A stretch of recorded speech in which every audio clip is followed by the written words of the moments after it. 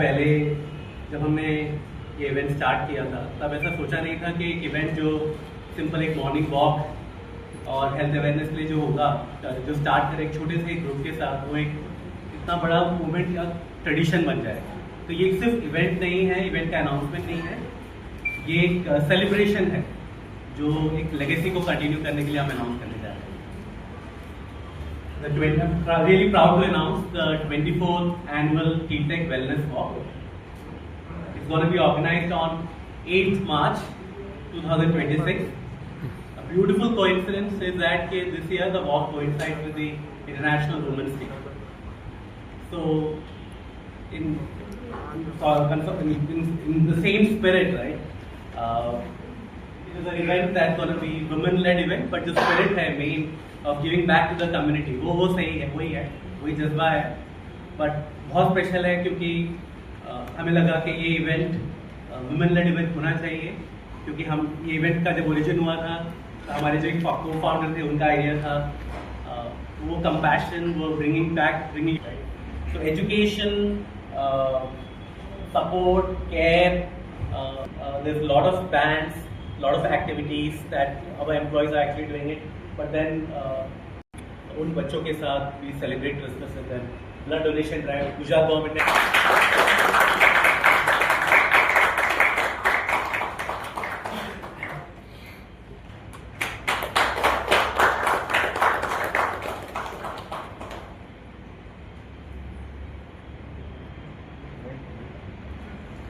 સંચાલકની ભૂમિકા નિભાવી રહ્યો છું। માનવ પરિવાર ટ્રસ્ટની સ્થાપના અમારા ટ્રસ્ટી શ્રી રાજેશભાઈ વઘાસિયાએ 2013માં એવા લોકો માટે કરેલી કે જેને રહેવા માટે ઘર નહોતું, જમવા માટે ભોજન નહોતું અને પોતાની માનસિક સ્થિતિના કારણે એમને પરિવાર દ્વારા તરછોડી દેવામાં આવ્યા હતા। હું વાત કરું એવા માનસિક અસ્થિર મનોદિવ્યાંગ પ્રભુજીઓની કે જેમને શાયદ કોઈ નોકરી ધંધા ઉપર રાખવા પણ માંગતા નથી, જેને આપણે સામાન્ય ભાષામાં આપણે મંદબુદ્ધિ અથવા તો પ્રભુજીના નામે ઓળખતા હોઈએ। માનવ પરિવાર ટ્રસ્ટ આજે ભાવનગર જિલ્લામાં પાલીતાણા તાલુકામાં પાલીતાણા સોનગઢ રોડ ઉપર આવેલા ઘોડીઢાળ નામની જગ્યાથી ગારિયાધાર રોડ ઉપર કુંભણ ગામ પાસે આવેલું છે। કે આજે 590 જ્યારે અમે ટીટેક સાથે મુલાકાત કરી કે આટલા સમયમાં આજે માનવ પરિવાર ટ્રસ્ટમાં 630 કરતા પણ આ મનોદિવ્યાંગ છે અને આ વ્યક્તિઓની નિઃશુલ્ક સારવાર કરે છે અને અત્યાર સુધીમાં અમે 1 લાખથી વધુ બર્ડ્સ અને એનિમલ્સની ટ્રીટમેન્ટ કરી ચૂક્યા છે। આ અમારું ઇનહાઉસ ફેસિલિટીઝ છે, તેમાં ગાય, બર્ડ્સ, કૂતરા, બિલાડી બધાની અમે લોકો નિઃશુલ્ક સારવાર કરીએ છીએ। અમારા ત્યાં મોડ્યુલર ઓપરેશન થિયેટર છે અને લેટેસ્ટ ઇક્વિપમેન્ટ્સ છે, ઇન્ક્લુડિંગ બર્ડ ઇન્ક્યુબેટર, એટલે કે જ્યાં એગ બી મળે તો એ એગને પણ અમે ઇન્ક્યુબેટ કરી અને બચ્ચાઓને રેસ કરીએ છીએ।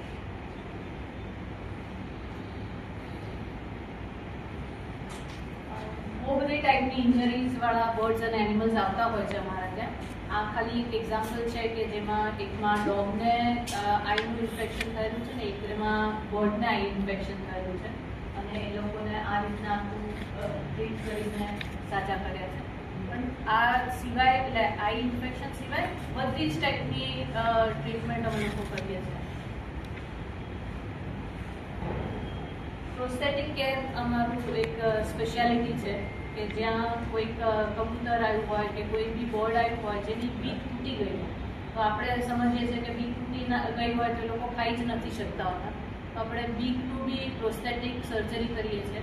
એ સિવાય આવી રીતના ડોગ્સ કે હોય કે કંઈ હોય તો એ લોકોનો બી આપણે પ્રોસ્થેટિક લેગ કરી અને પછી એ લોકોને અમારા ત્યાં જ રાખીએ છીએ। એક પ્રોસ્થેટિક ડિપાર્ટમેન્ટમાં માસ્ટરી છે, લગભગ મોર દેન 1 લાખને અત્યાર સુધીમાં સક્સેસફુલી ટ્રીટ કરી ચૂક્યા છે।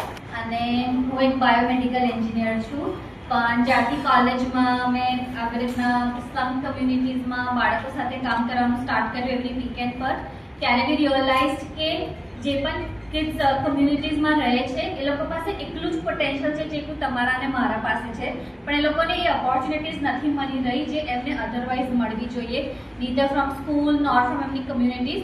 સો એટ શ્વાસ અમે લોકો એ બ્રિજ જે છે ને એ ગેપને ફૂલફિલ કરે છે કે કેવી રીતના એ લોકોને પણ એટલી જ ઓપોર્ચ્યુનિટીઝ મળે જેટલી આપણને મળે છે, સો દેટ એ લોકો પણ પોટેન્શિયલી આગળ વધી શકે.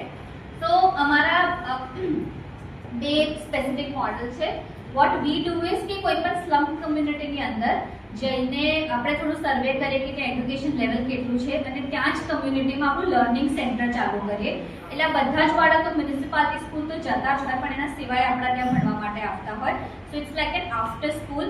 અને જે પણ ફોર એક્ઝામ્પલ કોઈ પણ બાળક 5th કે 6thમાં છે પણ એનું લેવલ 1st 2nd સ્ટાન્ડર્ડ જેટલું છે તો ત્યાંથી ભણાવવાનું ચાલુ કરીએ. તો અલ્ટિમેટલી જ્યારે 10th 12th અને કોલેજમાં આવે તો એ આગળ ભણવાનું છોડીને ગ્રેજ્યુએટ કરી શકે. બધા જ બાળકો આપણે ત્યાં રોજ ભણવા આવતા હોય અને we have teachers, full time teachers જે લોકોને રોજ ભણાવે એ લોકોના લેવલ પ્રમાણે.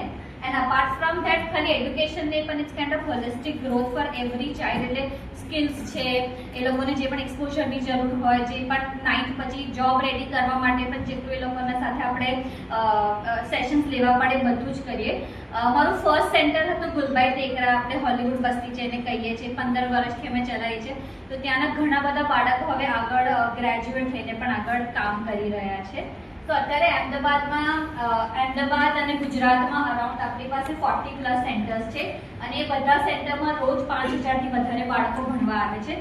We have 80+ teachers, full time teachers જે લોકોને રોજ ભણાવે છે. એન્ડ અને જે બાળકો બીજું જે મોડલ છે એમાં બહુ જ બધા બાળકો જે બહુ જ સારું કરતા હોય, જે લોકોનું લેવલ પ્રમાણે હોય, we also enrol them in private school અને એ લોકોની ફીસ, યુનિફોર્મ